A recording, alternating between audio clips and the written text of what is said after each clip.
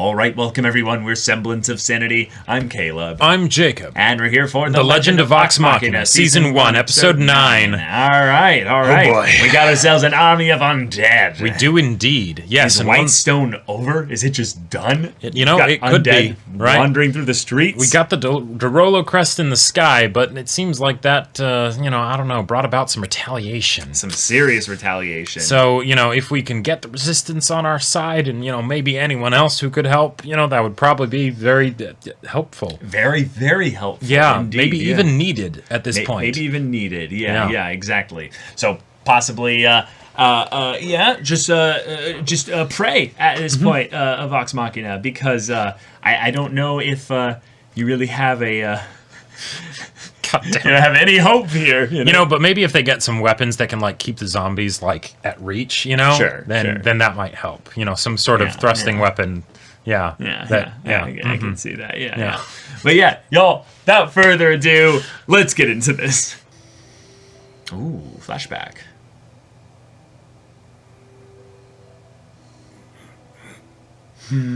Oh. Nice. Oh. All for love, right? Yep. This is not the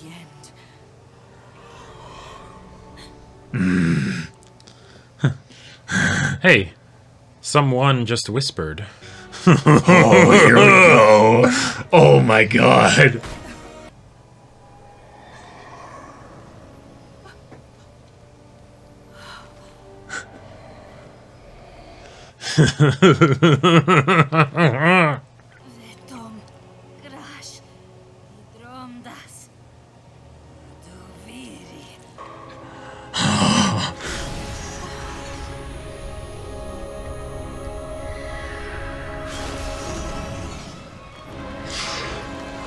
Oh my god!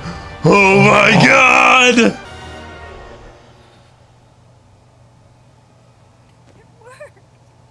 Yes, my love. I feel better. Different. Nice. That's so perfect. Okay.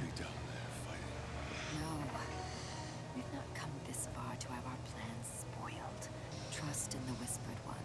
Mm-hmm. For we are his blood. What did you do, my dear? Okay. Everything. What didn't I do? She's done everything for you two. Oh my god. Yeah, just, in case we forgot about this.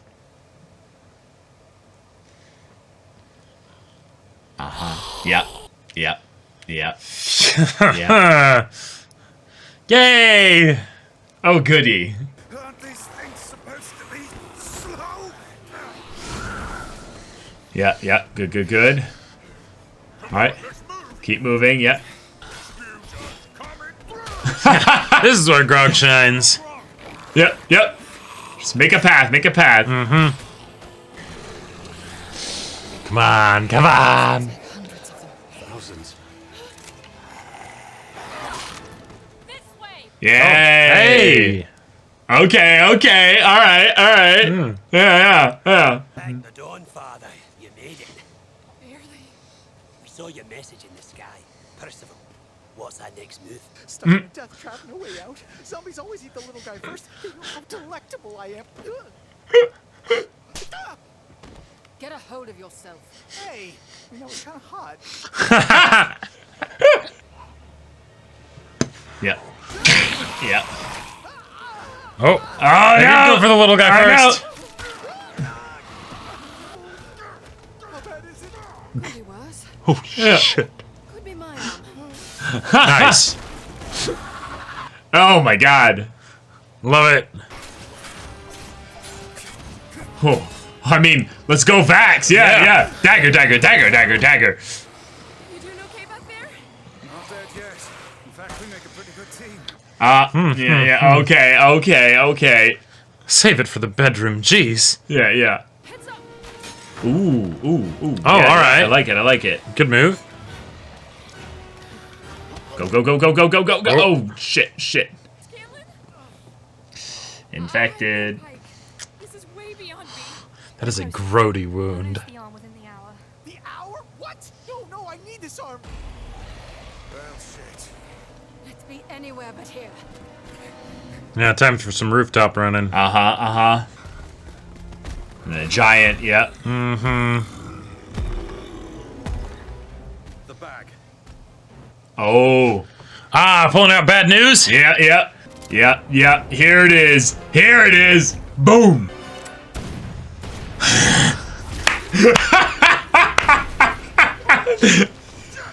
Yeah! Do that again. Fuck. Here's the Duke. Lay waste to them. Oh my god. I got 2 more. Yep. Lovely. Oh! You and I have on. On second glance, I do recognize lightning.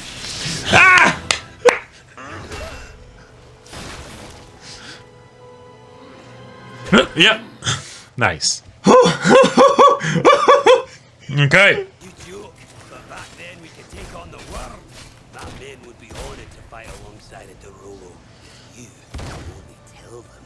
Unlikely. I love the detail of him reloading after every 6 shots. Yeah. Help! Oh, okay. All right. There's one of your names, Percy. Yep. Oh. Yep. Oh, Yep. shit. Yep. Just like that. Just like that. Damn. No. That was fast. Yep. I've got this. Everyone stay back.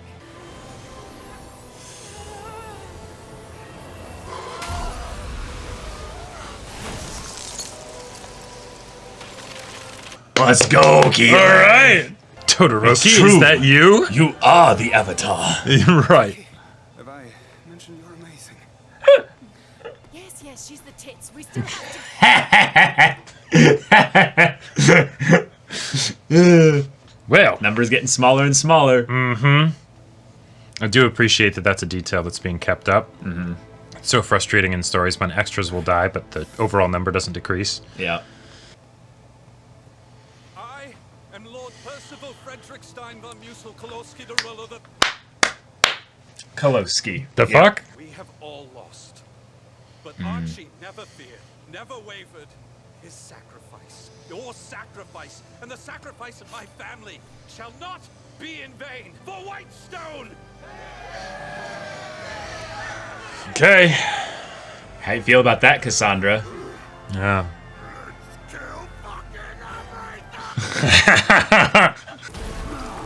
So how do you deal with the giants? All right. Let's have a big action set piece right on the sun tree. Yep. Okay. Oh my god.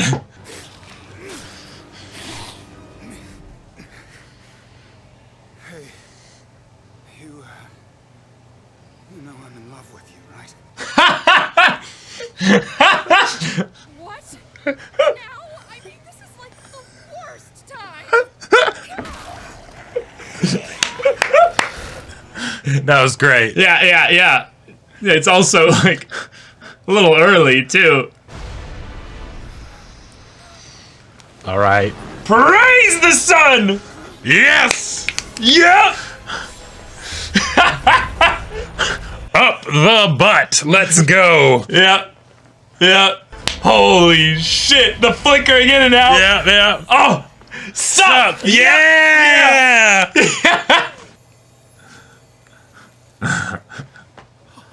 Mama's here. Marry me? Let's do it. Right now. Wait, what? What? Seriously? Oh. You're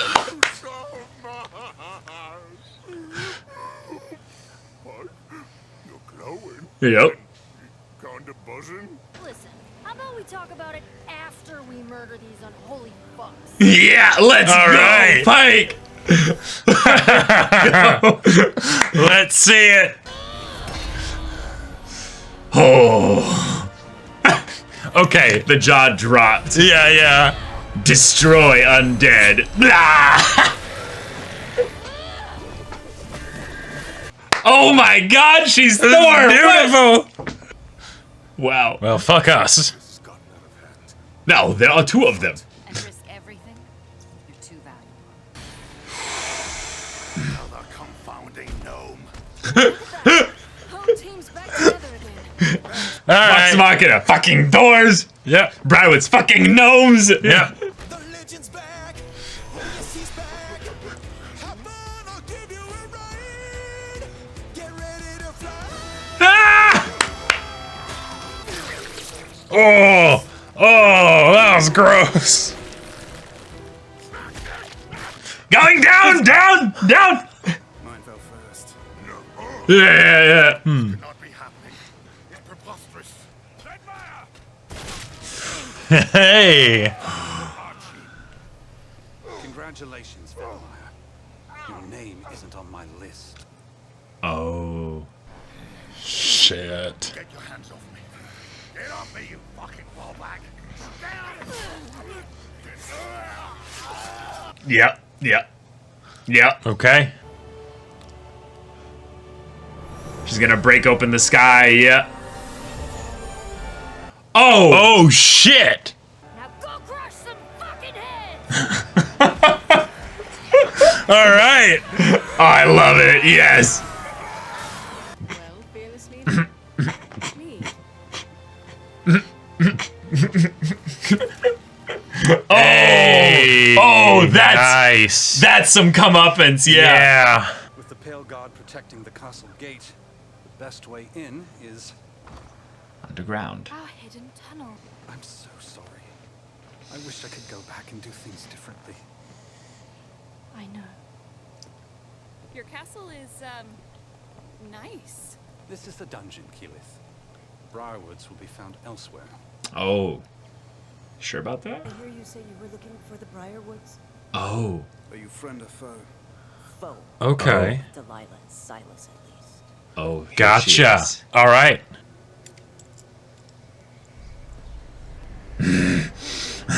This is the only freedom I offer you. Holy shit. Percy, wait! Oh. Okay. All right. Okay. And all Scanlan right. singing the ED. Okay. All right. This episode was so hype. We got. Okay. We All got. right. We got Pike back. We got Pike in back her astral projected, in super fantastic, empowered glorious cleric style. temple infused with Everlight power. Just Thor. Yep. Just going ham, destroying undead. And we got Vedmire dead, very satisfyingly. Very strung up from satisfyingly. the sun tree, but we also got friend. Yes. Chopped, sliced. Archie. Just done. Done. So quick. Like, Not even 'Cause- like just he was practically mid-sentence. Yep. With just how just recently Oh, yeah. they were talking about Right. all this stuff, and then just suddenly, nope, you talked too much about the past, buddy. yep. Now you're dead. And the thing is that the idea of, oh, the friend that, like, ends up going into, like, single combat with, like, you know, an enemy that's, like, one of the big baddies, you Sure. know, and it's like, okay, you know, they're going to die. Yeah. But the thing is, I had just about enough time to realize, oh, he's fighting him. Okay, he's probably, oh, he just fell in half. And he's literally just chopped in half. And it was just over like that. Yeah. Like, I love it because it keeps the impact of something that, you know, people could see coming because it's just we're just going to have it happen so quickly. Yeah, Percy could not have stopped this. Yep, There's no way. because that's the, you know, obvious question, right? If Percy then sees, like, oh, hey, this guy's fighting his friend, right? And Right. he has a ranged weapon, right? It wouldn't take a lot to just shoot him while he's maybe distracted with the combat, right? But no. Yeah. And Done. what I love about this is there's that subtle inference of the idea that Percy seems to take extra focus and attention to those that are on his list. But when Duke Vedmire showed up, it was just like, oh, Duke Vedmire. Yeah. But not like, oh, I Uh-huh. have to go kill you right now. It's a, Nope. he's not on the list. So, Right. It's maybe that's one of the reasons why also Percy was hesitant to lead. Because he's not, like, yes, he is here to save his home, kind of. But he didn't know Cassandra was here. He didn't before know that. Cassandra He thought was she was here. already dead. Right. The main reason why he came here was not to save Whitestone, it was to kill The Briarwoods. the Briarwoods and their people, And their, right? their you know, accomplices. right, to, exactly. So, yeah. you know, oh, yeah, now actually, you know, focusing on restoring, right? Ooh. That's a bit of a tougher task. Yeah. It asks a bit more of you. Right, he's been brooding on this for a long time. Murder entered his heart a long time ago. Oh, yeah. So, Well, this will be a change of pace. This will be a change. Yeah. Yeah. I love the idea of Keeper Yenin though being like, no. We've got this side of things. Yep. You guys go infiltrate the castle and get shit done. Because we've only got 3 episodes left in this season, and while we know a few details of things that are going to happen, because we watched the campaign and stuff, Yeah. and there was some specific things that they teased Oh, yeah. in this episode and foreshadowed that we're going to talk about in the spoiler section. But in this episode, we got full on just Vox Machina action in desperation. Yep. This is a really cool way of showing that when you have a D&D encounter of sorts, where you have an unending horde, it's a very like, oh, wait a minute. Oh, can we actually win? Or do we just run away? Right. We just keep running. And yet, the episode did a really good job of showcasing our heroes being badasses and dispatching undead in some very cool and varied ways. Yeah. But very much keeping the tension high as their number is thinning, right? People are getting wounded. Scanlan's bite. Yeah, Scanlan's bite is something that I want to especially draw attention to, because when they did the close-ups of it and it actually had like the different drawing style, that was fantastic. Yep. I believed that is actually a bite. There was a chunk of flesh that was taken out of him. It wasn't just like, oh, there's a red splotch here and maybe we make it ragged. No, that was a bite. Sinew and just shit Yeah, that was, like, exactly. strung along Yeah. bits there. Yeah. And then having it like bubble and start to just blacken and stuff as it goes on, and then hey, there's a mechanical effect that has. He doesn't have his left arm, or no, it was his right arm. It was his right arm. Yeah, his right arm. He had to Oh make no. that joke, yeah. Yeah, exactly. So all of a sudden he can't play, right? So yeah, Scanlan's hand, we don't have that right now because, he's wounded, right? Pike shows up, of course, and then Yep. it all gets fixed, right? Yeah, and I love that Deus Ex Pike coming in is just absolutely a thing that everyone would have seen coming, basically. Yeah. That, Pike's, not going to just stay in a temple for the rest of the show, right? Right. There's got to be some way that she can Yeah, help, she's right? going to choose her friends now that Yeah, she knows yeah. that's an option, right? Right. Yeah. And so, of course, all this power that could be channeled through here would be too much for even one person. Well, Right. maybe. But Yeah. no, in this moment here, we get our souped up moment where a character basically gets to glimpse what it would be like to be their highest form of themselves, basically, with a god just directly giving them all the power they need to stop them here. Yeah. Clerics. It's got to feel good. And Yeah. clerics, when they get to fight an army of undead, have got to feel like the most Oh yeah. amazing And stuff. Yeah. And this was a great way of showcasing something that is very much a D&D mechanic that might feel hard to explain, maybe, because, the fact that this only really works on undead, how do you showcase that? Well, golden light that makes them disintegrate. Yep. There you go. Right? Yep. Cool. Yeah. And also the idea that when her power was like blasting out and stuff like that, it didn't affect anybody else. It literally didn't affect the environment. Yep. It didn't affect the ground. Yep. It literally Just just the undead. hit the undead. Yep. Yeah. And also we've been set up from the idea that her holy weapon thing, she basically helped with Grog in the fight with Silas. Right, where so they we've seen it before, yeah. Yeah, and most people, I think, can infer, because of the fact that Silas is a vampire, that he's thus undead, and thus that's why he's getting hurt, especially in that way, and can't be healed. Exactly. We even had the whole bit of Delilah commenting on his heartbeat, right? Yep. At the beginning of the episode, which, by the way, with as much action we got this episode, and it was fantastic. We got some Briarwood sprinkled backstory, sort of. Which, yes, I am so down for that. I'm so glad we got it. Yeah, if you're gonna have villains that are as evil and as just malicious as the Briarwoods, showing at the very least the even slightest bit of human, emotion, desire, or love, or what have you, is really important, because you take them out of the context of what they're doing here, and you just put, okay, you have a husband, you have a wife. Yep. One of them is dying. The other one will do anything to save them. They consort with dark powers. Right. It's very clear that this was a spot that she frequented before. Yeah, and she had knew about this place. Well, no, I think that was literally her place. This was a spot that she used. This was like her repository of magical books and what have you. And it's not on site. She has to go to it. Gotcha. So what I translated this as is that because this is something we didn't get in the campaign, is that she has a spot that she would practice her magic and stuff off-site so that no one would suspect anything of her. Sure. She hears a voice calling out to her, and she goes, wait a minute, that's coming from the direction of, oh shit, I have to go there. There might be something that I can do. Gotcha. She heads over there, and of course, whispers. Yeah. Whispers. That was a very nice effect. And then of course, underlined and highlighted with the whole thing of the whispered one, right? Yes. You know, so it's like, yeah, that's what's going on.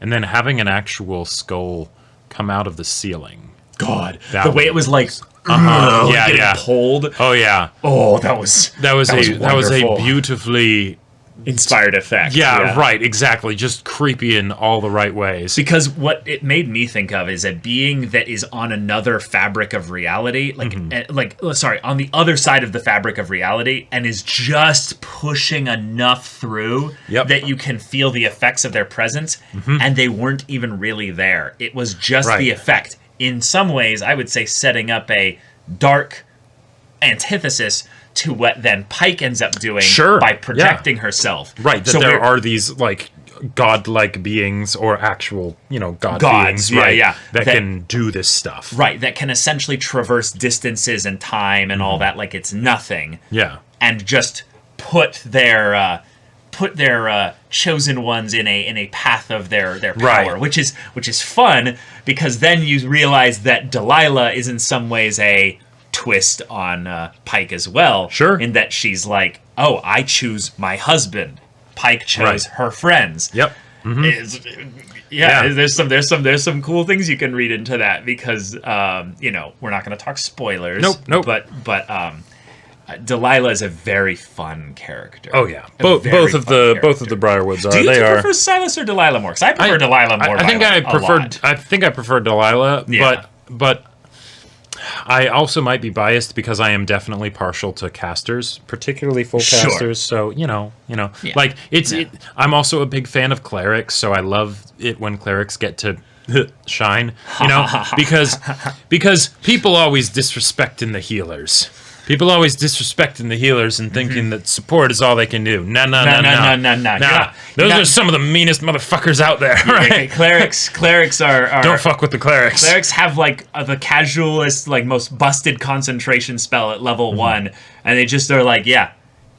Like that's just something I do. Like then I also cast guiding bolts. Exactly. Up the butt. Anytime. I'm actually kind of surprised that we haven't actually seen Pike send a guiding bolt up someone's butt yet. I think that's coming though. Oh yeah? I think that's coming. At a very particular moment with maybe a very particular character? Possibly. Yeah. Someone who might not like radiant damage? Nope.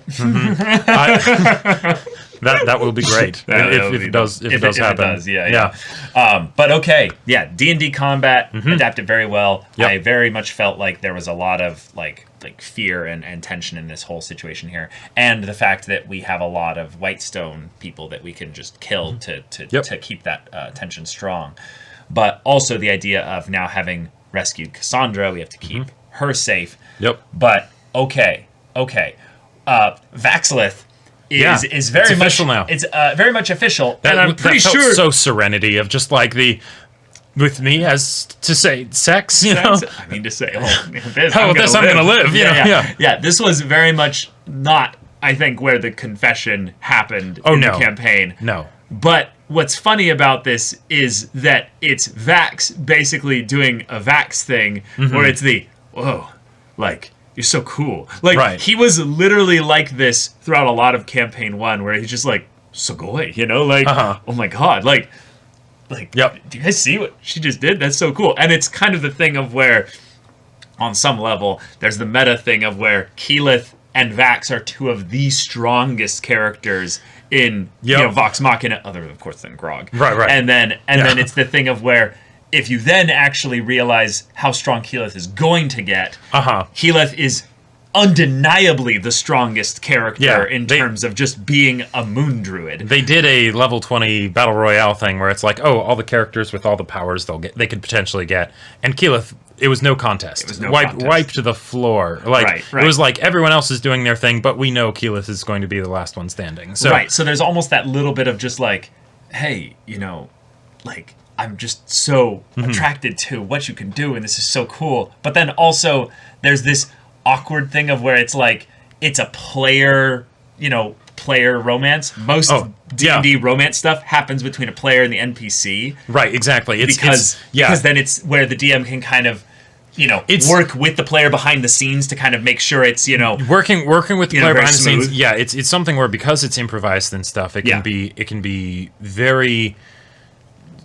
It can be really different because you need to make sure that basically the boundaries of the players on all sides are understood and respected and all that stuff. So oftentimes it is with the DM because they have to do so many characters in general that doing a romance, sure, right? Yeah. But actually having it be with the party, you could see in the campaign that the players themselves were like, yeah, we're gonna do this, but at the same time like, oh my god, like our cringe, oh god, and it was awesome. It was and I just love that awesome. they made it even cringier here, which is great because I loved to laugh at Vaxlith as a ship so much. There's another ship that they are not subtly implying here. That it was so it was like, oh my god! I'm like, maybe you can find another use for the life that the Dawnfather has given you.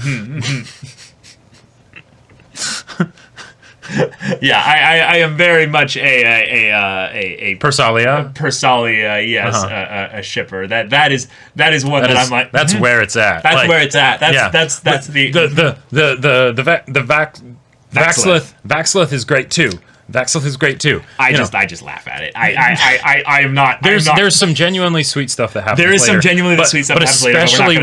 But especially with the stuff like at the beginning of like when it's happening, and it's awkward. It's awkward as fuck, but it's great. Like even Vex is like, all right, yeah, we know she's the tits. Yeah, let's keep going, right? And then of course Keyleth just being like, wait, now? Are you kidding? Like this is way not the time. It's like, yeah, of course it's not. Right, and it's also a fun thing where if you're going to tell this story, one of the tricky things is that you're telling it with a lot of story having already happened before we got to this animated show.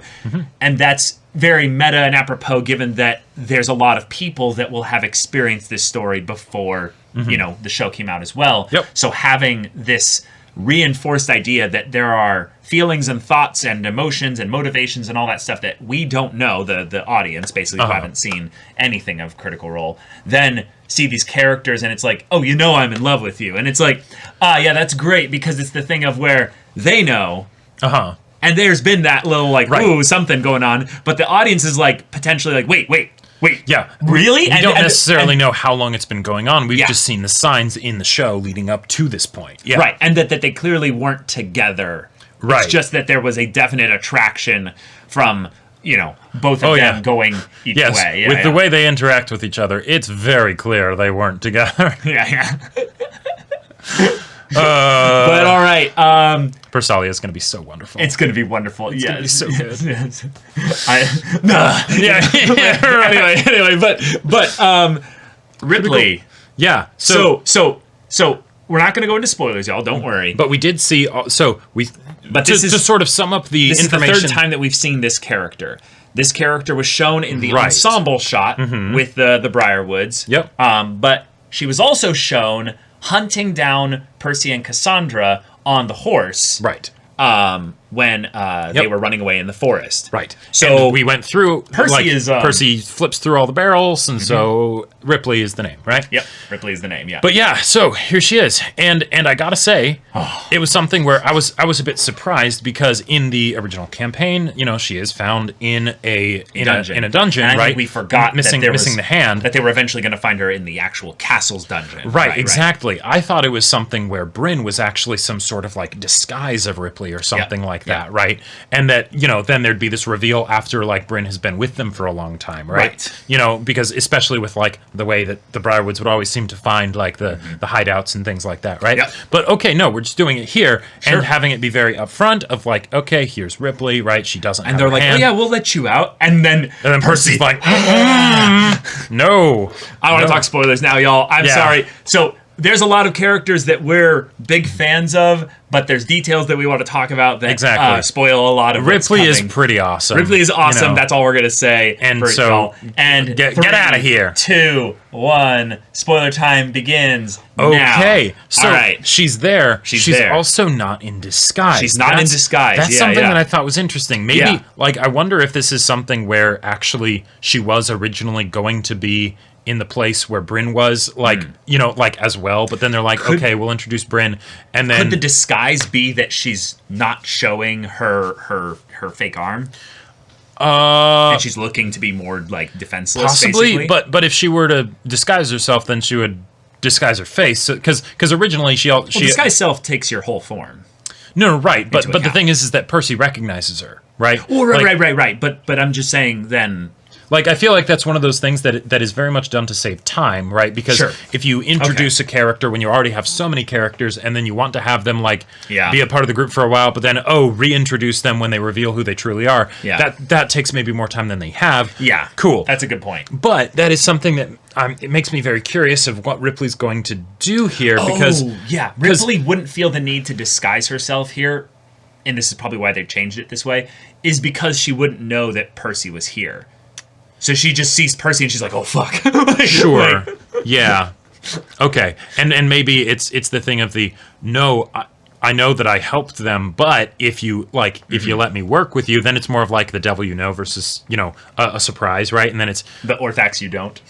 Exactly, yeah. So let me help you. I can give you good information and things like that. Yeah, and it's a good thing to have. I would say another character that can give us a perspective on the Briarwoods, given that Cassandra started to show the signs of some things that were a little bit like, ooh, there's some unresolved feelings with her. Right. And, Percy. That was one of the things I was kind of curious about is, so with Cassandra, is it that she gets taken, survives, and that's when she gets charmed, or is it that she was already charmed when Percy found her?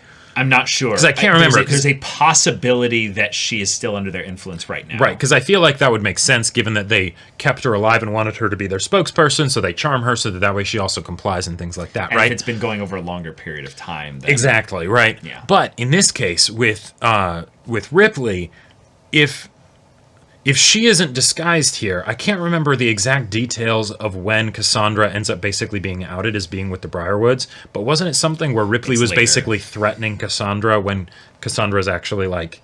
It's later. Okay. It's later. Yeah, but I'm curious how they'll justify it here, because the Orthax deal might not want him to like actually work with Ripley. Because she's got to deal with Orthax too. Oh, does she already? Or was it... She should, right? I can't remember if it was something where she had the deal already, or after this encounter, she ended up escaping. She got Percy's gun technology and things like that. And then that's when she made the deal with Orthax? I think that's right. That might be right, yeah. Because I want to say that it was something where Percy ends up basically getting rid of Orthax, and then Orthax is like, well, I want someone to help to work with me still, right? And then finds Ripley, and then that... But at the same time... because Ripley wants to kill Percy. Right, exactly. Yeah. But in some ways, it's kind of exciting to have Ripley here, because Ripley is one of the best, I would say, characters to play off of Percy, even more so than the Briarwoods, really. Yeah. Because she's smart like Percy. Well, she wants... I'm very much waiting for that line of the, I'm going to, give you the benefit of the doubt and make the assumption or the leap of faith that you are actually intelligent. I can't wait to hear that line. Like, that is going to be so good.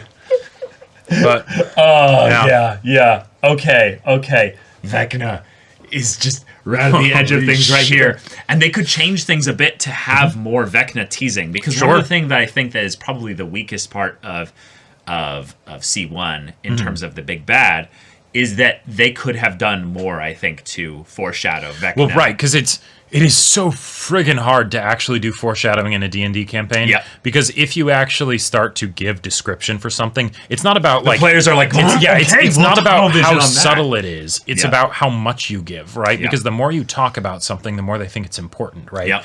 And the thing is that them as the characters versus the players. The characters wouldn't think much about it, right? So there's a lot of information that you just don't describe in D&D because it'd be monotonous. It'd be too much information. Or right? not only that, you then potentially risk the players metagaming subconsciously. Like it's not even a thing of where they're intending to. They just do. Even if you like if they can tell that you're intentionally being subtle about something, then they will poke into it more, right? So you have to have it check. Right, exactly. You have to have it be those offhand comments, right? That you just let go, right? They won't poke into it anymore, and so they might not hear more about it or whatever, right? Right. But here, because it's a TV show, they don't have to do that, right? They can show backstory of the villains for one, but they can also just have extra little details sprinkled in there because it's not improvisational. It is written. It is constructed. Yeah. So cool.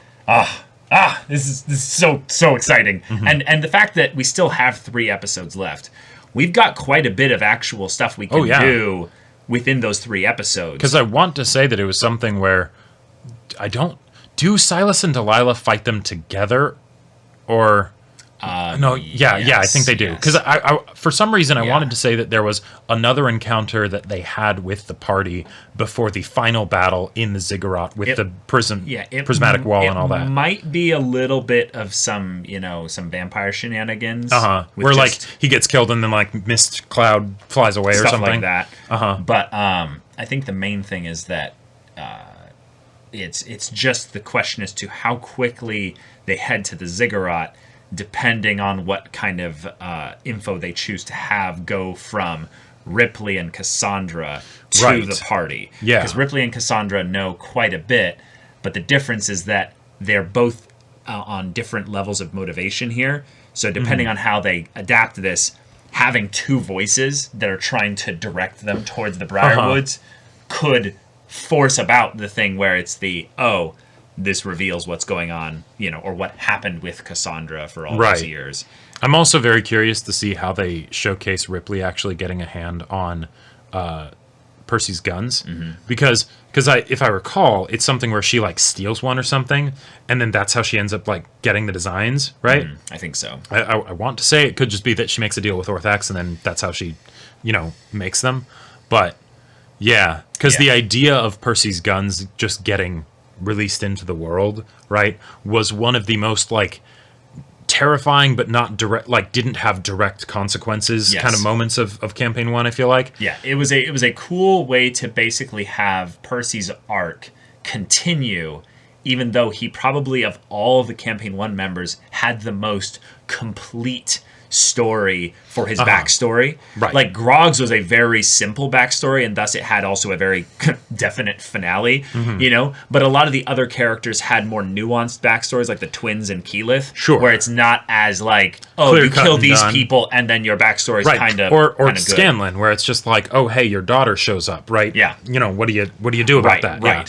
So I'm excited to have basically the finale be a Percy finale, because there's a lot of things that they can foreshadow and tease and set up for future conflicts and what have you, but I think there's a point where Percy should at the very least either go down or potentially die. I'm trying to remember with the confrontation, because there's the second confrontation with Ripley where she kills Percy, and then I want to say she killed 2 people that time. I can't remember who the other person was. Well, Ripley has the highest kill count of any villain in all of the actual campaigns of Critical Role. And as far as like at a time, I think she's tied with Raishan, because Raishan killed 2 of them at once, I think. I think that's true. I can't remember. I think that's true. But I think also Raishan has had like environmental effects. Yeah, exactly. Yeah, the fact that a simple human, right?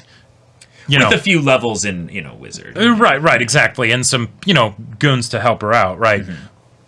Basically has a bigger head count than like a dragon with 9th level spells. Right.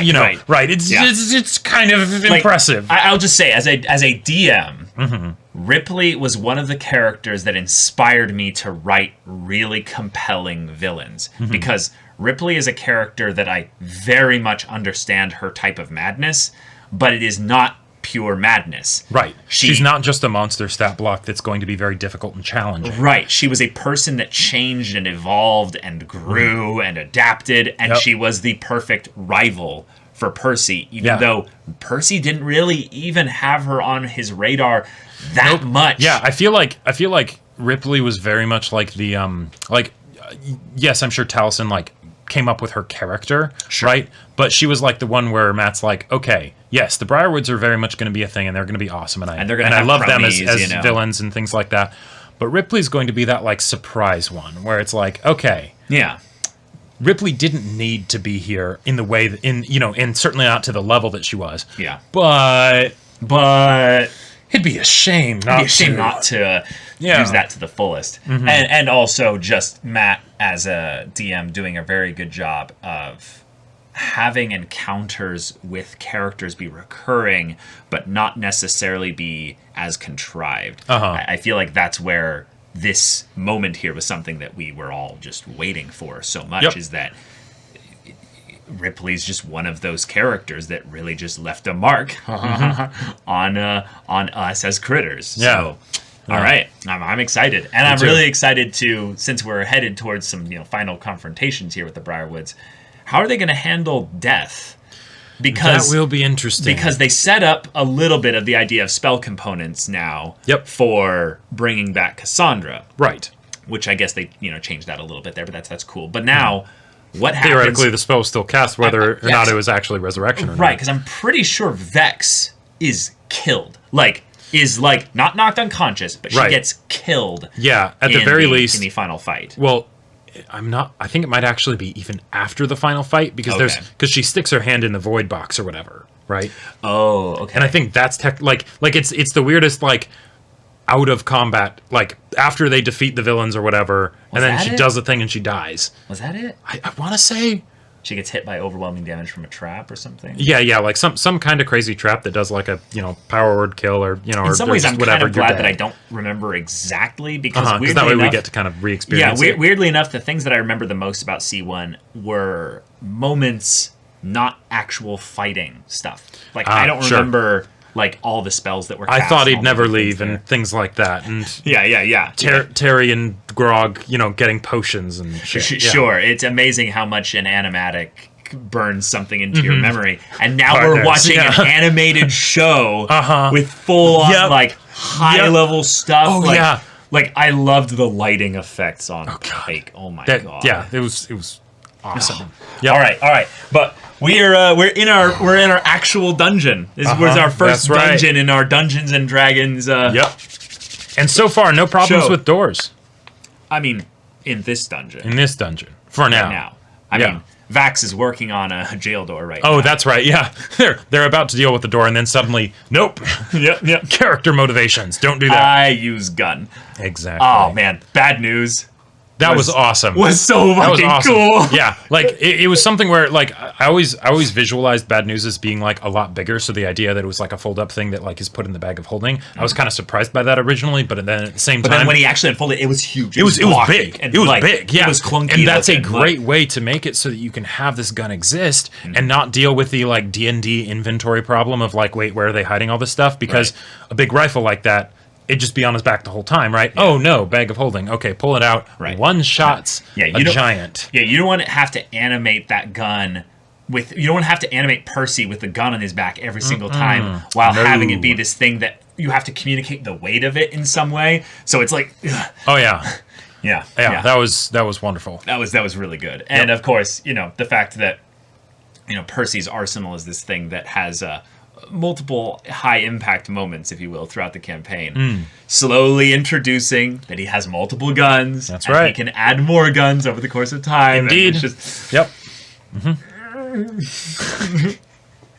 I'm so excited. But y'all, thank you so much for watching this episode's reaction and discussion. If you want to see the next episode's reaction and discussion right now, though, go check out the link in the description below for our Patreon. You can get an early access there. You can watch full-length timer reactions there, and all this comes with Discord access, so you can chat with us in the community there about this show, about anime in general, and also be sure to check out our Twitch channel. We stream every weekday. The info's in the description. Yeah, so if any of that interests you, we'll see you there. But until then, we're Semblance of Sanity. I'm Caleb. I'm Jacob. And we'll see you all next time.